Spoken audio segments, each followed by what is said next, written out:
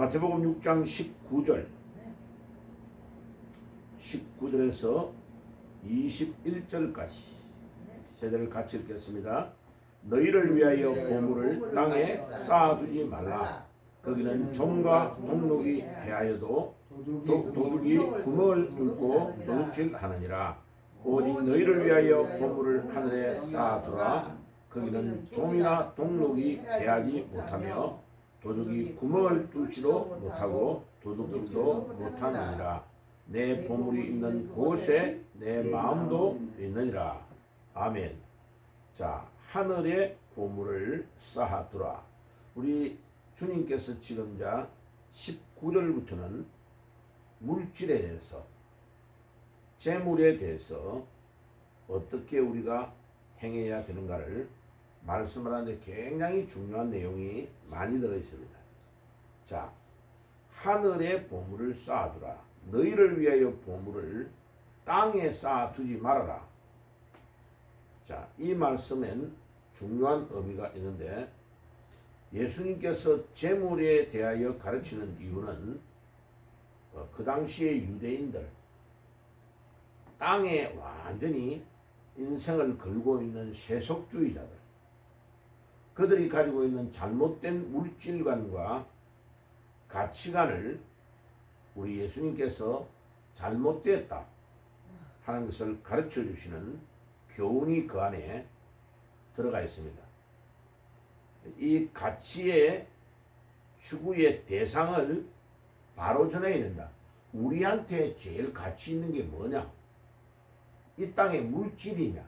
아니면 뭐가 제일 가치 있느냐? 하는 것을 가르쳐 줍니다. 19절에서 24절까지는 가르쳐 주고, 그래서 이 땅에 보물을 쌓아두지 말고 하늘에 보물을 쌓아두라. 19절에는 땅에 쌓지 말아라. 그 다음에 하늘에 보물을 쌓아두라고 주님께서 말씀합니다. 자, 그럼 여기서 말하는 보물이라는 단어는 무엇을 말할까? 자, 찾아봐야 됩니다. 누가복음에 좀 더 구체적으로 보물이 뭔가를 이야기를 해주고 있습니다. 한번 가볼까요? 누가복음 12장 가보면 18절과 19절에 보물에 대해서 이야기를 하고 있습니다. 누가복음이에요. 누가복음 12장. 누가복음 12장 18절에 가면 보물에 대한 이야기가 딱 나옵니다. 18절, 19절. 일단은 두 절 한번 읽어봅시다. 115페이지. 제가 가진 성경에 누가복음 12장 18절과 15절, 19절. 또 이러시되 내가 이렇게 하리라. 내 곡간을 흘고 더 크게 짓고 내 모든 곡식과 물건을 거기 쌓아두리라.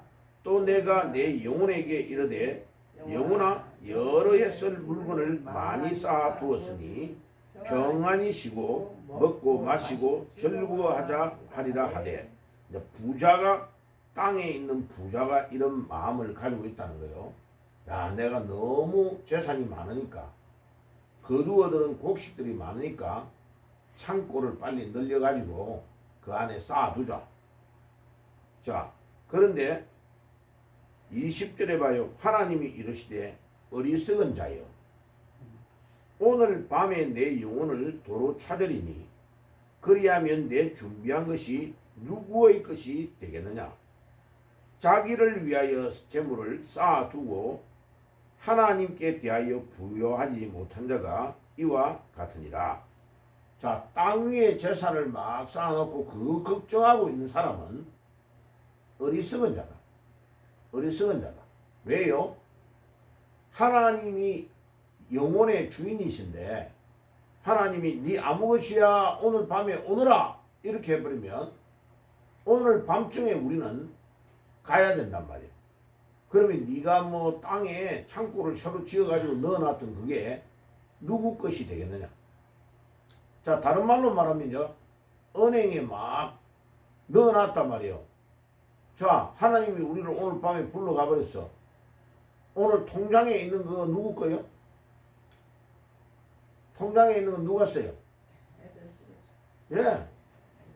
그러니까 내게 아니다 이 말이에요. 그러니까 지금 내가 살아있고 하나님이 나에게 생명을 줬으니까 그게 내 거지. 하나님이 나를 불러가 버리면 내 이름으로 통장에 있는 그것도 마음대로 못한다. 그것도 가지고 갈 때도요. 어머니 아버지 돌아가셨다는 증거 서류, 또 내가 자식이라는 증거 서류, 모든 걸 다 떼가지고, 예. 그 다음에 뭐 떼야 될 거 통장에 뭐 있으면 다 은행에서 지하고 떼고 준단 말이에요. 이제 일단 본인이 세상을 떠나버리고 나면 그의 권리를 아무렇게도 주장을 못한다. 자, 그래 놓고 33절로 넘어가 봐요. 33절. 자, 같이 읽어봅시다. 시작. 너희 소유를 팔아 부자여 낡아지지 아니하는 배낭을 만들라. 곧 하늘에 둔 바 다함이 없는 보물이니 거기는 도둑도 가까이 하는 일이 없고 좀도 먹는 일이 없느니라. 자, 누가복음 12장 33절에 지금 예수님이 보물이라고 하는 게 딱 정해져 있네. 그죠? 네가 쌓아놓고 창고에 넣어놓고 은행에 넣어놓는 건 네게 아니다. 하나님 부르면 가지고 가버린다는, 이거는 다른 사람이 써야 된다는 거예요. 그죠? 그런데 하늘에 쌓아두는 보물이 되려면 어떻게 해야 되느냐?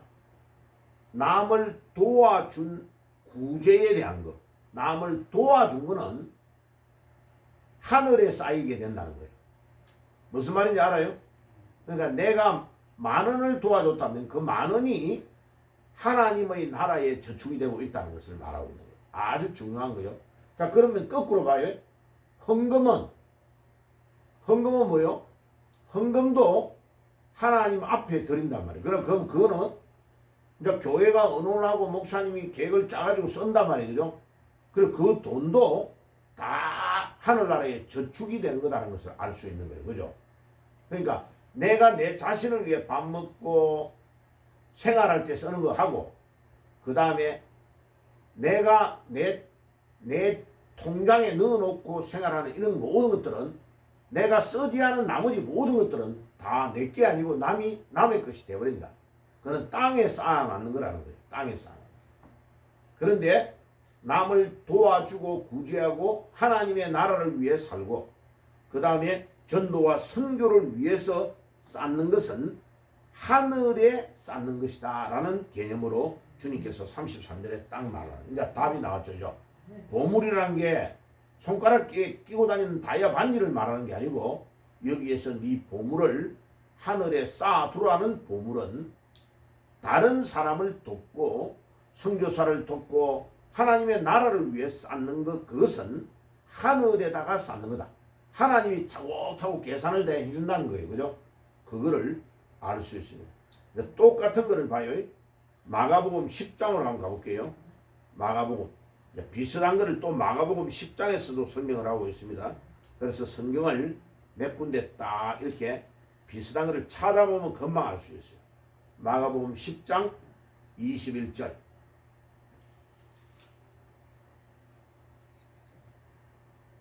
마가복음 10장 21절. 마가복음 10장 21절은 저 앞에 17절부터 71페이지요. 17절부터 원래는 봐야 되는 거예요.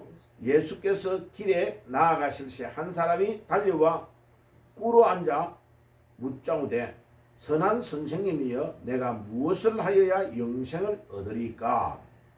이 사람이 내가 어떤 착한 일을 해야 영생을 얻습니까? 라고 물었어요. 예수께서 이르시되 내가 어찌하여 나를 선생이라 선하다 하느냐? 하나님 한 분 외에는 선한 이가 없느니라.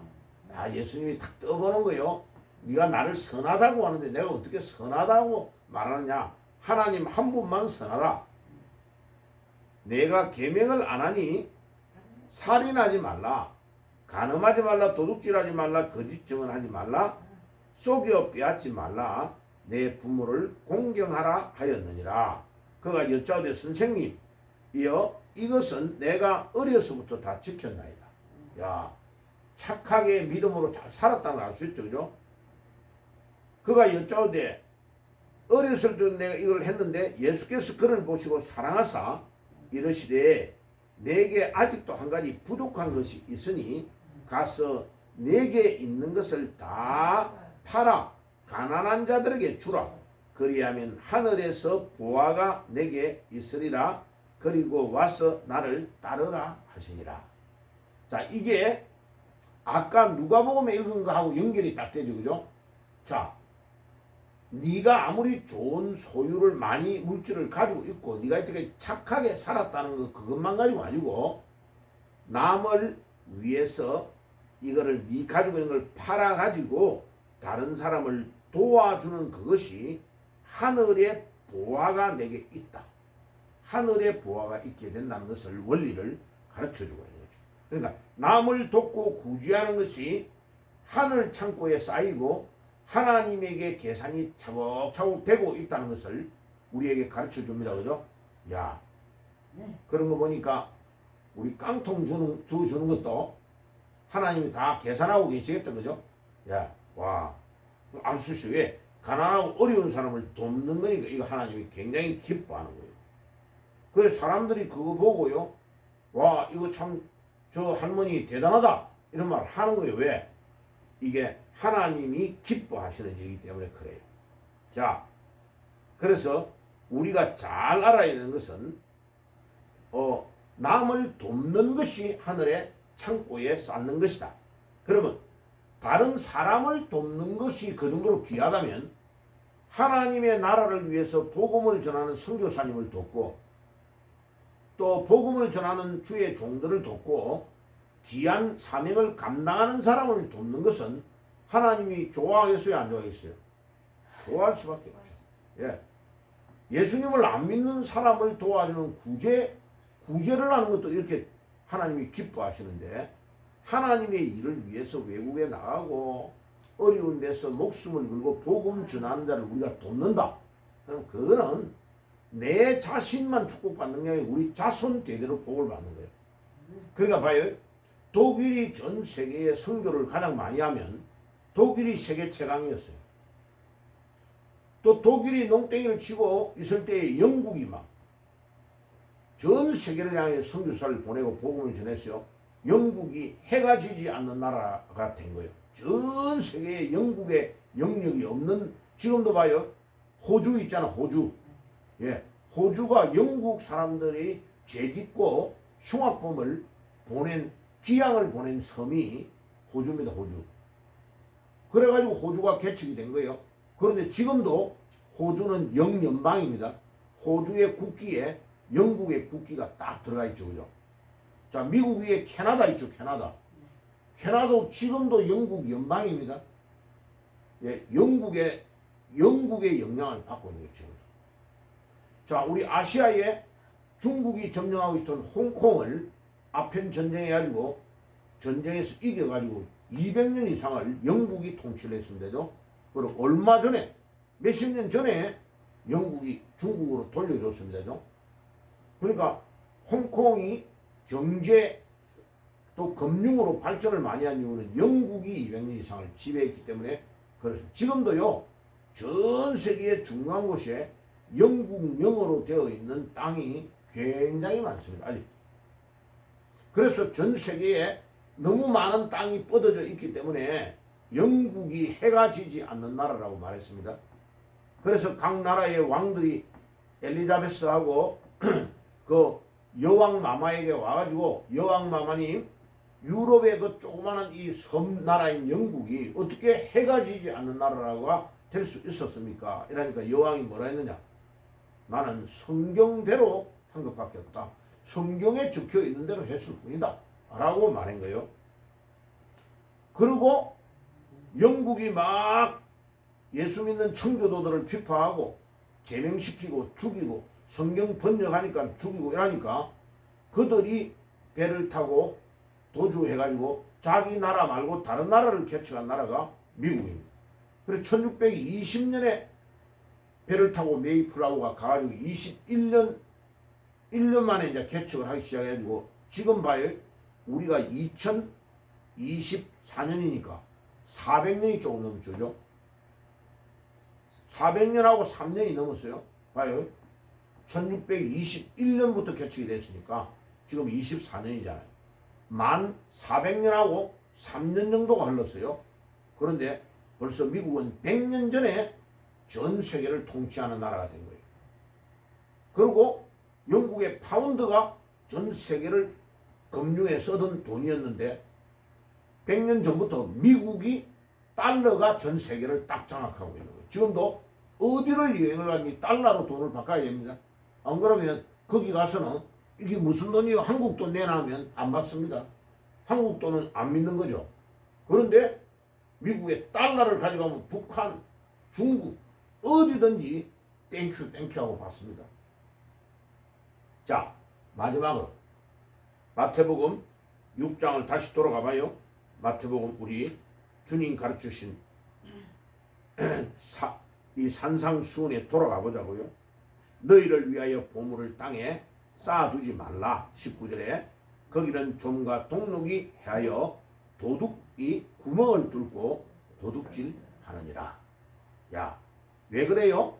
옛날에는 이게 콘크리트, 철근 이런 게 없어가지고 옛날에는 뭐냐면 흙 가지고 돌멩이 섞어 가지고 딱 창고를 만들어가 그 안에 돈을 집어넣는 거예요. 그러니까 거기 돈이 있다는 걸 알면 밤에 도둑놈이 싹싹 옆에 구멍을 뚫어가 다 가져가는 거예요. 자, 지금도 강도들이 은행 탈취해요, 안 해요? 하죠. 근데 이제 쇠로 해가지고 막 기술이 발달되는 게 은행 창고를 못 털도록 해놔니까 요즘은 뭘 가지고 돈을 빼갑니까? 컴퓨터로 사람들이 휴대폰으로 돈을 뱅킹을 다 하니까요. 그걸 프로그램을 만들어가지고 싹 눈에 안 보이게 컴퓨터로 들어와가지고 돈을 창고 뚫을 필요도 없어요. 싹 가지고 와버려요. 그러니까 이 땅에는 안전해요? 안전 안 해요? 안전 안 하다. 도둑이 많다는 거예요. 그래서 우리가 우리의 생활에 필요한 것은 적당하게 쓰지만 계속 지혜로운 자는 어떤 자요? 남을 도와주고 복음 위해서 사용하고 하나님의 나라를 위해서 봉사하는 자들을 위해 돕고 구제하고 하면 그 돈 쓰는 것만큼이 차곡차곡 하나님의 기록책에 기록이 다 돼가지고 야, 아무것이는 얼마를 했네, 아무것이는 얼마를 도왔네 라는 것을 하늘 창고에서 다 보관하고 기록을 하고 있다 하는 것을 원리를 우리에게 가르쳐 주는 거예요. 자, 그래서 오늘 아침에 우리는 땅에 쌓아두지 말고 하늘에 쌓아두자. 예, 그래서 죽으면 가지고 가지도 못할 거 발발 떨면서 욕심낼 필요 없다. 근데 딱 보면요, 제가 우리 울산에 있는 우리 장로님이나 하나님의 앞에 물질의 축복을 많이 받는 사람은 딱 보면요, 이 원리를 알아요. 그래가지고 우리 이장로한테 한 달에 내 몰래 교인들 막 도와주고 이러는 거 얼마 정도 도와줘 이러는 거 미국 가기 전에 아이 뭐 그런 거를 목사님 물어보십니까 이러더라고. 부끄럽습니다 이러더라고. 근데 이야기하는데 보면요, 가난한 집에 몰래 100만 원씩 200만 원씩 이렇게 도와주는데 한 달에 그때 당시 내가 미국 가기 전에 25년 30년 전에 그때 이미 한 1,000만 원 정도 도와준다. 자기가 1,000만 원 돈 많아요 안 많아요? 지금도 1,000만 원 돈이 많잖아요, 그죠? 근데 20, 30년 전에 1,000만 원이면요 지금 1억 이상 되는 가치가 있는 돈이에요. 그런데 그거를 그렇게 막 쓰는 거예요. 그런데 이 사람이 지금 가보면 어때요? 지금 가보면 재산을 수백억을 하나님 만들어주는 거예요. 하늘 창고에 쌓았다는 말이 무슨 말인지 알아요? 하나님의 나라를 위해 가난한 사람을 위해 도왔던 그거를 나는 1,000만 원 썼는데 하나님은 몇 억씩 다른 방법으로 들어오게 하는 거예요. 그래서 이 사람이 이래요. 밥 먹을 때 목사님 저는 교회를 다니는 사람이 물질의 축복을 못 받는 건 이해가 안 간대. 왜 이러니까 아니 돈이 이렇게 쫙 가는 원리가 있는데 내가 하나님을 위해 기뻐하는 대로 딱 쓰면 그 다음에 하나님이 이렇게 준다는 걸 왜 사람들이 모를까요? 이러는 거예요. 그게 욕심이 많아서 그렇다. 욕심이 딱 많으면 내가 가지고 있는 요것만 내 거다라는 걸로 딱 보고 있는 거다. 눈이 딱 깜깜하게 막혀 있거든. 욕심이니까 발발발발 뜨는 거야. 그러니까 남이 가지고 있는 떡이 더 크게 보이고 맛있게 보이는 거예요. 욕심이 들어가요. 그런데 남을 위해 돕잖아요. 도우면 하나님은 그 다음 단계로 계속 이 사람이 축복을 주는 거예요. 자, 그래서 오늘 보물은 남을 돕는 구제가 보물이다. 그리고 보물을 땅에 두지 말고, 다시 말하면 나를 위해서 차곡차곡 재지 말고 창고를 낮춰가지고 내가 막 이제 배 두드리고 먹고 살 거다라고 생각하는 아까 부자를 어리석다고 하나님 말하잖아요. 어리석은 자가 되지 말고 하나님의 나라와 복음을 위해서 써라. 그러면 그게 하늘 창고에 쌓아두는 것이 된다. 자, 그 원리를 깨닫고 오늘도 하늘 창고에 보물을 쌓아두는 여러분들이 되시기를 주의 이름으로 축복합니다. 기도하겠습니다. 하나님 감사합니다. 오늘도 마태복음 6장의 산상수에서 주님께서 보물을 땅에 쌓아두지 말고 하늘에 쌓아두라고 하셨사오니 주님, 우리가 주님의 말씀을 잘 순종하며 믿음으로 보물을 하늘에 쌓아두는 저희들이 되게 해 주옵소서. 예수님의 이름으로 기도드리옵나이다. 아멘.